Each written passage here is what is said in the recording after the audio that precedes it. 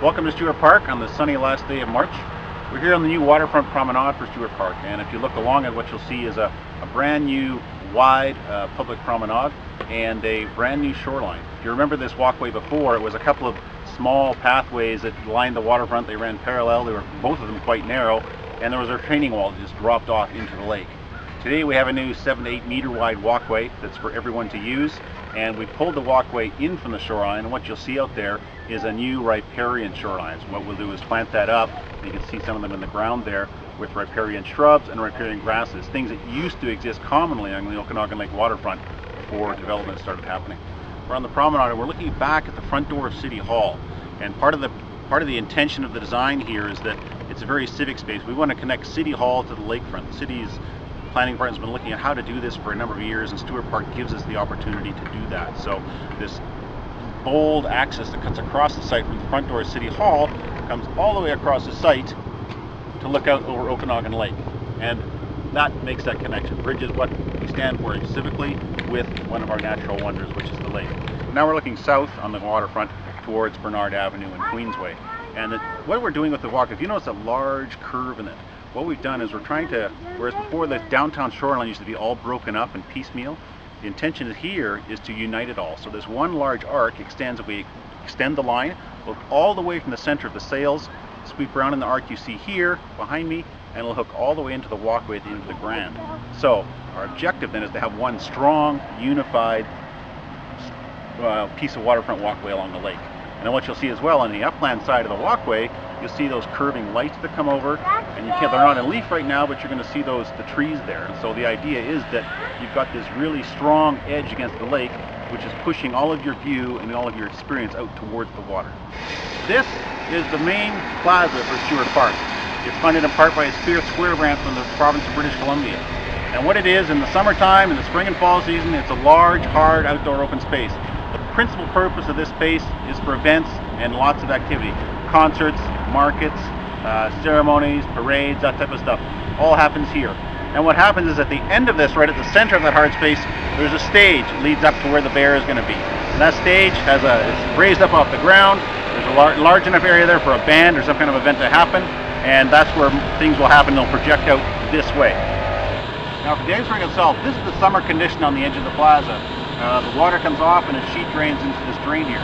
But for winter, you have to make ice, and we have to put water on the surface and be able to hold the water in from leaking out all over the place. So we have cedar header boards that are going to go in, and these bolts come out, and the cedar header board gets screwed into this, and it goes all the way along the edge of the ice. And that forms the outside edge of the ice rink. So this is all ice, and this is where we'll be putting on our skates. Now the structure behind me, what you see adjacent to the ice rink and the plaza, is the building that's going to hold the Zamboni, the ice cleaner, during the winter months when we're making ice. The intention is that what happens, this building gets erected in the winter, taken down in the summer. The building is insulated. It has to be to hold the Zamboni and the ice making equipment and the hot water heaters and the ice melt kit. So we park that in there. By the time we clean the ice, those big double doors open up, the Zamboni drives out, lets a few passes of the rink, and goes and parks back inside. We're on the stage, and we're looking south, up the flight of steps that goes to the top of the promontory. Now the promontory is a high point in the park, and that was really important to put in. Like a lot of the valley bottom Kelowna, it's flat. And what we're going to do is give people the opportunity to get up high so they can see over the whole park and over the whole lake. And so that's why the promontory is here. The other reason the promontory is here is it's actually a building. Underneath the promontory are public washrooms, a storage room, the mechanical room, and the electrical room that service the whole park. By making it into a feature that we can climb up on and use and landscape the side of, it becomes less of a building in the middle of a park and more of a feature of the park. And it kind of also represents more of the natural landscape of Kelowna. We're doing a lot of natural plantings, and we're having kind of a pseudo orchard, and we're trying to capture some of that essence of what makes up a Kelowna landscape. And part of that is hills and mountains, which symbolize it. Now at the top, what you're going to see is a number of columns on top of the promontory.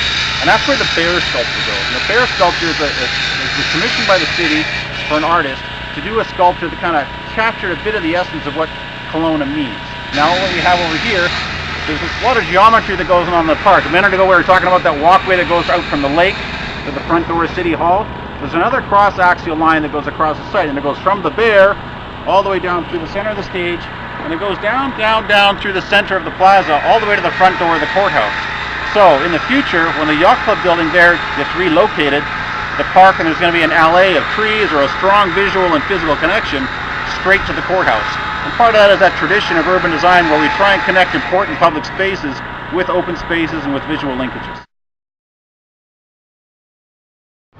Now on the corner of Water and Queensway looking into the site, this is the park entrance. What you're going to see is a name Stuart Park is going to be embossed in stainless steel letters on the face of the wall. There's an irrigation plume, cell style, that comes out of the side of the wall there, and water is going to spill into the space in here. This big tree is a liquid amber. It's the last existing tree we've kept on the site. It's a heritage designated tree. In Event Plaza, the key thing is lots of power. Every one of these benches has a power outlet here, and is serviced by 4 of these laser power boxes throughout the site if we need more juice than what these provide. Trash and recycling station. We have trash, recycling, and bottles and cans, and the trash can is a solar powered trash compactor. The intention there is that we can greatly reduce the number of times we have to send staff down and crews down to pick up the garbage and take it away. Doggy water fountain. We also have drinking fountains for people of all sizes. And that concludes our tour of Stuart Park. Substantial completion for the park is slated for June the 9th.